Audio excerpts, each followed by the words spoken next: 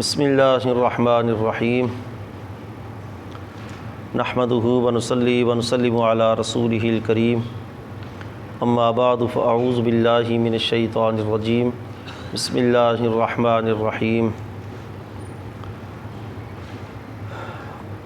قل اعنبئکم بخیر من ذالکم للذین اتقوا عند ربهم جنات تجری من تحتها الانہار خالدین فیہا وازواج مطہرۃ ورضوان من اللہ واللہ بصیر بالعباد الذین یقولون ربنا اننا آمنا فاغفر لنا ذنوبنا وقنا عذاب النار الصابرین والصادقین والقانتین والمنفقین والمستغفرین بالاسحار صدق اللہ مولانا العظیم وبلغنا رسولہ النبی الکریم الامین۔ سورہ آل عمران کی آیت نمبر 14 میں دنیاوی نعمتوں کے متعلق، دنیا کے مال کے متعلق پڑھا تھا۔ عورتیں، بچے، سونا چاندی، استعمال کے جانور، گھوڑے، کھیتی باڑی اور اس کے ساتھ ساتھ باغات، فصلیں، اور اس میں پھر اللہ نے فرمایا واللہ عندہ حسن المآب، اللہ کی بارگاہ میں بہت اعلیٰ ترین ٹھکانہ ہے۔ تو یہ دنیا کی نعمتیں، دنیا کا مال و زر پچھلی آیت میں بیان ہوا۔ ان آیات کے اندر اخروی نعمتوں کا، اخروی انعامات کا ذکر ہے، اور ان انعامات کے حصول کے لیے جو بندے کے عمل کام آئیں گے، جن اعمال کے سبب سے وہ اخروی انعامات بندہ حاصل کر سکے گا، وہ اعمال ان آیات کے اندر بیان کیے گئے ہیں۔ فرمایا قل اعنبئکم، اے محبوب صلی اللہ علیہ وسلم آپ فرما دیں، اعنبئکم، کیا تمہیں میں خبر نہ دوں، کیا تمہیں میں نہ بتاؤں، بخیر من ذالکم، جو پچھلی آیت میں بیان ہوا، جو دنیا کا مال، اس سے بہتر چیز کی تمہیں خبر نہ دوں۔ وہ تو دنیا کی چیزیں ہیں، دنیا فانی، وہ چیزیں بھی فانی، کیا اس سے بہتر کی تمہیں خبر نہ دوں؟ للذین اتقوا عند ربہم، اور وہ بہتر دنیا کے اعتبار سے اعلیٰ ترین وہ کن کے لیے ہے؟ فرمایا اتقوا عند ربہم، جنہوں نے اپنی رب کی بارگاہ کا تقوی، خوف رکھا، ڈرے جو رب کی بارگاہ سے، ان کے لیے کیا ہے؟ جنات، ان کے لیے باغات ہیں، تجری من تحتہا، ان کے نیچے سے جاری ہیں، الانہار، نہریں، خالدین فیہا، اس میں وہ ہمیشہ رہیں گے، وازواج مطہرہ، اور پاکیزہ بیویاں ہیں ان کے لیے، ورضوان من اللہ، اور اللہ تعالیٰ کی طرف سے رضا ہے، واللہ بصیر بالعباد، اور اللہ تبارک و تعالیٰ اپنے بندوں کو دیکھنے والا ہے۔ الذین، یہی لوگ، یقولون، یہ کہتے ہیں، ربنا، اے ہمارے رب، اننا آمنا، بے شک ہم ایمان لائے، فاغفر لنا، ہماری بخشش فرما، ذنوبنا، ہمارے گناہوں کی، وقنا عذاب النار، اور جہنم کے عذاب سے ہمیں بچا۔ الصابرین، فرمایا یہی لوگ صبر کرنے والے ہیں، صادقین، سچ بولنے والے ہیں، قانتین، عجز و نیاز کرنے والے ہیں، والمنفقین، اللہ کی راہ میں خرچ کرنے والے ہیں، والمستغفرین بالاسحار، اور راتوں کو اٹھ کر وہ رب کی بارگاہ سے توبہ طلب کرنے والے ہیں۔ یہ اعمال ہیں جن کی بنا پر اخروی نعمتیں اللہ رب العزت بندوں کو عطا فرمائے گا۔ اب سب سے پہلے ذکر کیا کہ اخروی جو نعمتیں ہیں ان کے متعلق فرمایا بخیر من ذالکم، دنیا اور دنیا کی تمام چیزوں سے بہتر، بلکہ حدیث میں آتا ہے کہ جنت کی ایک بالشت، جنت کی ایک بالشت دنیا اور دنیا کی تمام چیزوں سے اعلیٰ ترین ہے۔ جنت کی صرف ایک بالشت، دنیا وما فیہا سے اعلیٰ ترین ہے، افضل ترین ہے، ایک برشت جنت کی۔ اور یہ ہے کس کے لیے؟ فرمایا جنہوں نے رب کی بارگاہ کا خوف رکھا، اللہ کی بارگاہ کا تقوی رکھا، اور اس خوف اور تقوی کی بنا پر ان کے اعمال بھی صالح ہوں گے۔ جنات، ان کے لیے باغات ہیں، تجری من تحتها الانہار، ان باغات کے نیچے نہریں جاری ہیں۔ اس کا کیا مطلب ہے کہ باغات کے نیچے یعنی جیسے نہر جاری ہوتی ہے کنارے پر جو ہے وہ اوپر بند ہوتے ہیں، دونوں طرف کناروں پر درخت لگے ہوں، اسی طرح وہ جنت کی جو باغات ہوں گے ان کے اندر بھی یہی ہوگا کہ درمیان سے نہریں جاری ہوں گی اور دونوں اطراف سے اوپر جو ہے وہ ان کے اوپر باغات ہوں گے، تو ان باغاتوں کے درمیان سے وہ نہریں جاری ہوں گی۔ فرمایا تجری من تحتها الانہار، ان کے لیے باغات ہیں جن کے نیچے سے نہریں جاری ہوں گی، خالدین فیہا، اور اس میں وہ ہمیشہ رہیں گے، وازواج مطہرہ۔ دوسرا انعام، ایک تو باغات کا ذکر کیا، دوسرے نمبر پر اس میں ہمیشہ ہمیشہ رہنے کا ذکر کیا، جبکہ دنیا عارضی، دنیا کی زندگی بھی عارضی، اور جنت کے اس کے مقابلے میں جنت کا ذکر کیا تو فرمایا جنت کے اندر خالدین فیہا، اس میں ہمیشہ رہیں گے، وازواج مطہرہ، پاکیزہ بیویاں۔ مطہر پاکیزہ کس اعتبار سے؟ ظاہری اعتبار سے بھی، روحانی اعتبار سے بھی، جسمانی اعتبار سے بھی، کیونکہ جنت کے اندر نہ کوئی میل کچیل ہے، جنت کے اندر کوئی گندگی نہیں، کوئی حیض و نفاس کا معاملہ نہیں، کوئی اخلاقی لحاظ سے کوئی حسد، کینہ، بغض، بد اخلاقی، بد زبانی، یہ جنت کے اندر ان تمام قباحتوں سے وہ عورتیں پاک ہوں گی۔ مطہرہ پاکیزہ عورتیں، پاکیزہ بیویاں، ورضوان من اللہ، اور سب سے بڑھ کر یہ کہ اللہ کی طرف سے رضا ہوگی، اللہ کی رضامندی بندے کو حاصل ہوگی جنت کے اندر، جیسا کہ حدیث پاک میں آتا ہے، صحیح بخاری اور مسلم کے اندر حدیث ہے، حضرت ابو سعید خدری رضی اللہ تعالی عنہ حدیث کی روایت فرماتے ہیں، ان رسول اللہ صلی اللہ علیہ وسلم، حضور فرماتے ہیں کہ اللہ تبارک و تعالی یقول لأہل الجنت یوم القیامہ، اللہ تبارک و تعالی قیامت کے دن جنتیوں سے فرمائے گا، جب جنتی جنت کے اندر داخل ہو جائیں گے، جنتی انعامات پا لیں گے، یہ ساری جو اللہ ذکر کر رہے یہ ساری نعمتیں جنتی انعامات پانے کے بعد اللہ تبارک و تعالی جنتیوں سے فرمائے گا، یا اہل الجنہ، اے جنت والو، اے جنتیو، فیقولون لبیک ربنا وسعدیک، اے اللہ ہم حاضر ہیں تیری بارگاہ میں، اے اللہ حکم فرما، ہم حاضر ہیں۔ فیقول هل رضیتم، اللہ فرمائے گا اے جنتیو کیا تم راضی ہو؟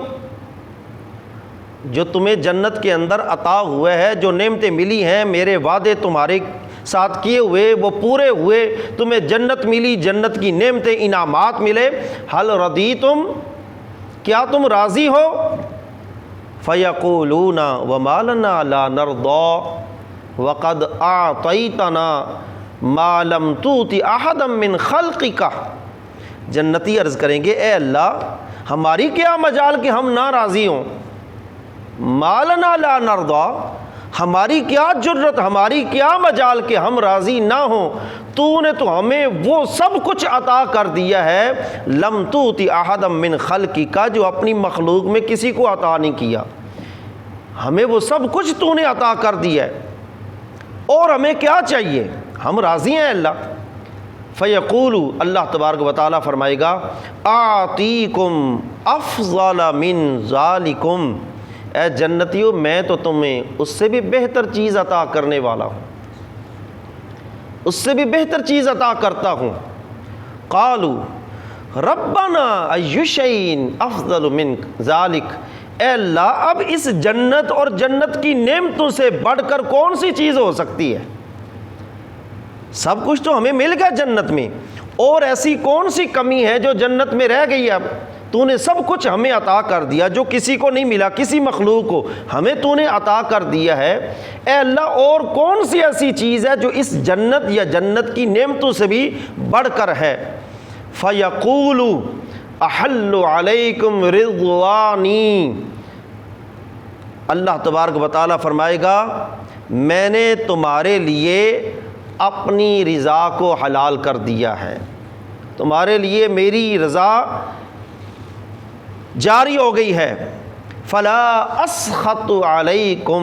بَعْدَهُ أَبَدًا، آج کے بعد میں تم سے کبھی بھی ناراض نہیں ہوں گا۔ یہ جنتیوں کے لیے سب سے بڑی نعمت ہے۔ اس جنت کی تمام انعامات سے بڑھ کر، تمام نعمتوں سے بڑھ کر، یہ جب اللہ اپنے بندوں سے، ان جنتیوں سے فرمائے گا اے جنتیوں آج میری رضا تمہارے لیے جاری ہو گئی ہے، آج کے بعد میں تم سے کبھی بھی ناراض نہیں ہوں گا،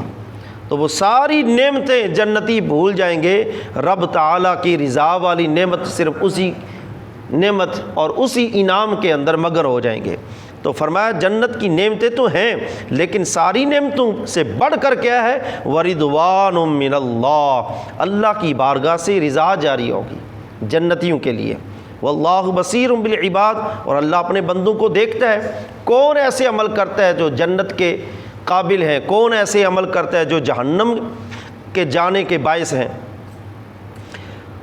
الذین یقولون، اب یہ انعامات پانے والے کون سے لوگ ہیں؟ اوپر فرمایا وہ اللہ کی بارگاہ کا خوف رکھنے والے، تقوی کرنے والے ہیں۔ دوسرے نمبر پر اب اللہ ذکر کر رہے ہیں یہ کون سے لوگ ہیں جن کو وہ انعامات ملیں گے، اللہ کی رضا حاصل کریں گے۔ وہ لوگ ہیں یقولون ربنا، جو رب کی بارگاہ میں عرض کرتے اے ہمارے رب،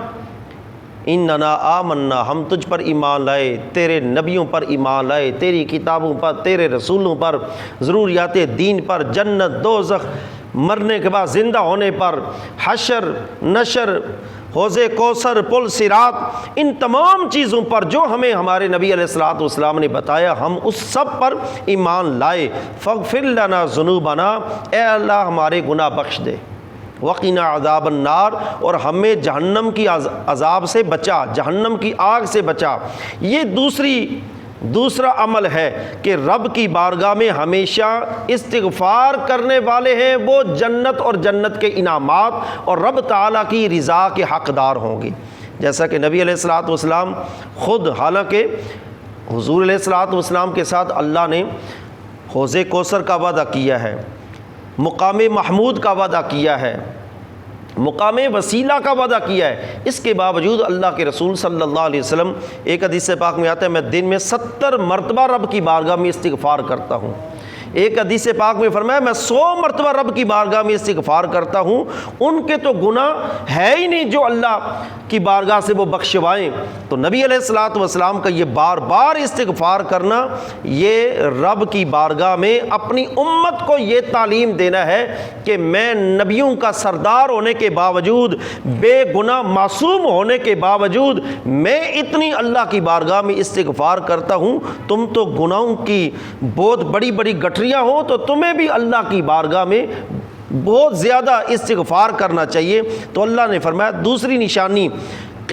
اخروی انعامات اور رب کی رضا پانے والوں کی یہ ہے کہ وہ اللہ کی بارگاہ میں اپنے گناہوں کی معافی مانگتے ہیں۔ اس کے بعد فرمایا صابرین، صبر کرنے والے ہیں، صبر مصائب کے اوپر،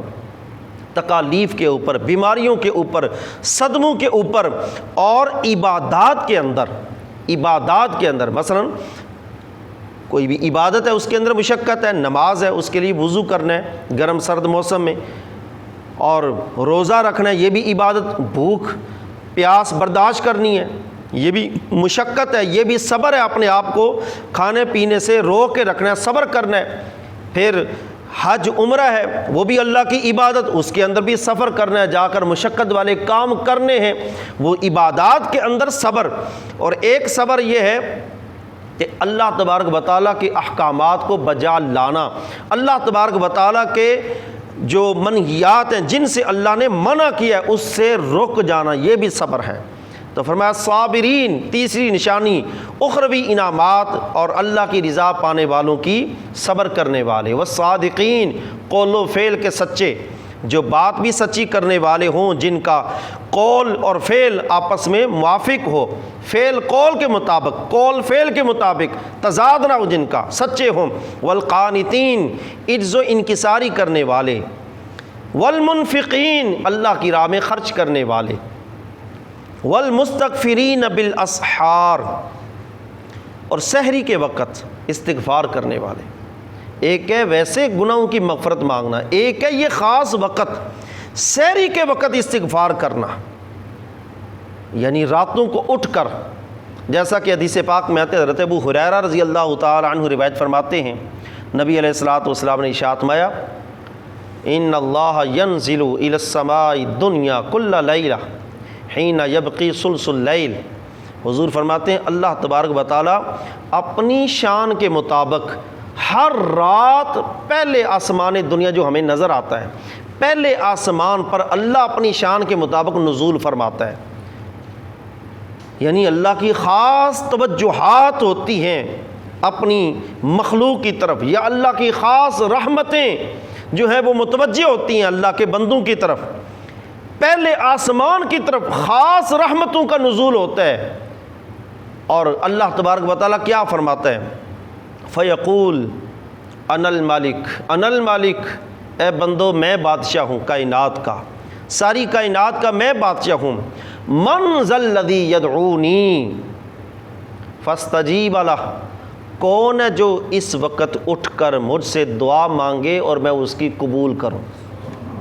من ذا الذی یدعونی فاستجیب لہ، کون ہے جو دعا مانگے۔ اب ثلث اللیل، رات کا تیسرا پہر، آخری پہر، اس وقت اللہ فرماتا ہے کون ہے جو مجھ سے دعا مانگے، استجیب لہ، میں اس کی دعا کو قبول کروں۔ من ذا الذی یسألنی فاتیہ، کون ہے جو مجھ سے کوئی سوال کرے، کچھ مانگے، میں اس کو عطا کروں۔ من ذا الذی یستغفرنی فاغفر لہ، کون ہے جو مجھ سے اپنے گناہوں کی بخشش طلب کرے، میں اس کو معاف کر دوں۔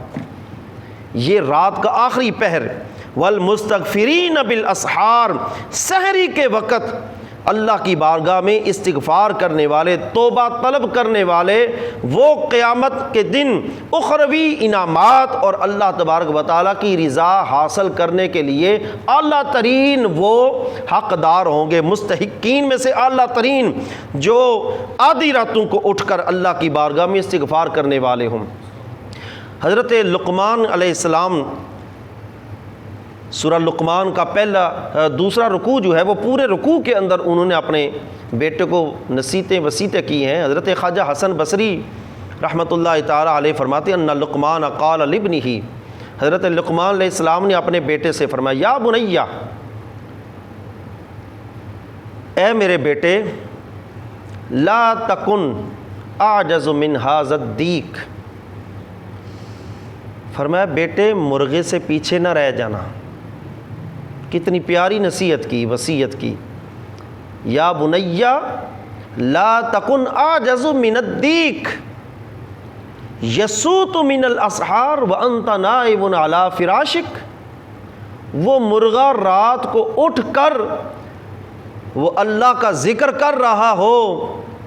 وہ آوازیں لگا رہا ہو، یسوط من الاسحار، سحری کے وقت وہ مرغا آوازیں دے رہا ہو اور تو اپنے بستر پر سویا ہوا ہو، لا تکن اعجز من الدیک، مرغے سے پیچھے نہ رہ جانا۔ اب ہم اس پر اگر غور کریں تو ہماری حالت کیا ہے کہ وہ مرغا جو راتوں کو اٹھ کر اللہ کا ذکر کرتا ہے، حدیث پاک میں آتا ہے کہ ایک عرش پر مرغ ہے، مرغے کی شکل کا فرشتہ ہے، وہ جب راتوں کو اٹھ کر اللہ کا ذکر کرتا ہے، سبحان اللہ و بحمدہ سبحان اللہ العظیم، اس قسم کے ذکر اللہ کے نام کے پکارتا ہے، تو زمین کے مرغے اس کی آواز سن کر اس کے جواب میں آوازیں نکالتے ہیں۔ اور ایک حدیث پاک میں فرمایا کہ گدھا جب بولتا ہے، ہناتا ہے، تو وہ شیطان کو دیکھ کر بولتا ہے، مرغا جب آواز نکالتا ہے تو اللہ کے فرشتوں کو دیکھ کر آواز نکالتا ہے۔ تو فرمایا حضرت لقمان نے اپنے بیٹے کو کہ مرغے سے پیچھے نہ رہ جانا، اتنا نہ ہو کہ تم مرغے سے بھی پیچھے رہ جائے، وہ مرغا ہو کر سحری کے وقت اٹھ کر آوازیں نکالے، وانت نائب علی فراشک، اور تو اپنے بستر پر سویا ہوا ہو، پھر تجھ میں اور مرغے میں کتنا پھر فرق ہے، وہ مرغا ہو کر اٹھا ہوا ہے، جاگا ہوا ہے اور کئیوں کو جگا رہا ہے، اور تو انسان اشرف المخلوقات ہو کر سویا رہے۔ تو فرمایا اس میں غور کرنا، لا تکن اعجز من الدیک، مرغے سے پیچھے نہ رہ جانا۔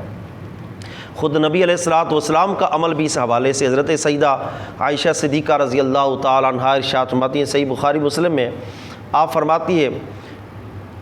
کل من اللیل اوتر رسول اللہ صلی اللہ علیہ وسلم من اولہ واوسطہ وآخرہ فانتہى وترہ الی السحر۔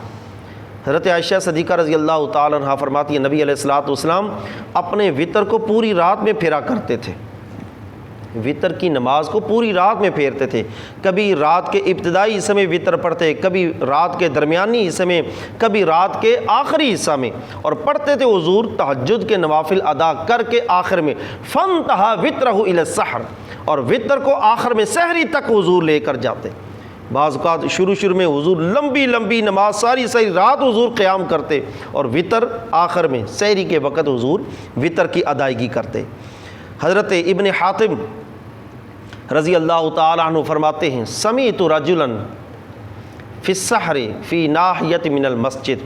کہتے ہیں میں نے مسجد نبوی کے ایک کونے کے اندر ایک آدمی کی آواز سنی، وہو یقول ربی امرتنی فآتک، اے میرے رب تو نے مجھے جو حکم کیا میں نے تیرا حکم مانا، ھذا سحر فاغفر لی، اے اللہ یہ سحری کا وقت ہے میری بخشش فرما، تو نے جو حکم کیا میں نے تیرا حکم مانا، یہ وقت سحری کا ہے، اے اللہ میری بخشش فرما۔ فَإِذَا نَظَرْتُ إِلَيْهِ هُوَ ابن مسعود رضی اللہ تعالی عنہ، ابن حاتم کہتے ہیں جب میں نے جا کر دیکھا وہ حضور کے صحابی حضرت عبداللہ بن مسعود رضی اللہ تعالی عنہ تھے، جو یہ دعا مانگ رہے تھے، اے اللہ تیرے حکم کی میں نے تعمیل کی اور یہ وقت سحری کا ہے، اے اللہ میری بخشش فرما۔ تو یہ نبی علیہ الصلوۃ والسلام، صحابہ یا اسلاف کا، انبیاء کا یہ طریقہ ہے، سحری کے وقت اٹھ کر رب کی بارگاہ میں استغفار کرنا، یہ ان کی سنت ہے۔ اور اللہ فرما رہا ہے والمستغفرین بالاسحار، جو سحری کے وقت اٹھ کر معافی توبہ کرتے ہیں ان کا بھی حق ہے کہ قیامت کے دن جنت کی نعمتیں، جنت اور اللہ تبارک و تعالیٰ کی رضا حاصل کرنا ان کا حق ہے، جو سحری کے وقت اٹھ کر رب کی بارگاہ میں سربسجود ہوتے ہیں۔ اللہ تعالیٰ ہمیں بھی اپنی راتوں کو اپنی یاد میں گزارنے کی توفیق عطا فرمائے، آمین۔ وآخر دعوانا ان الحمد للہ رب العالمین۔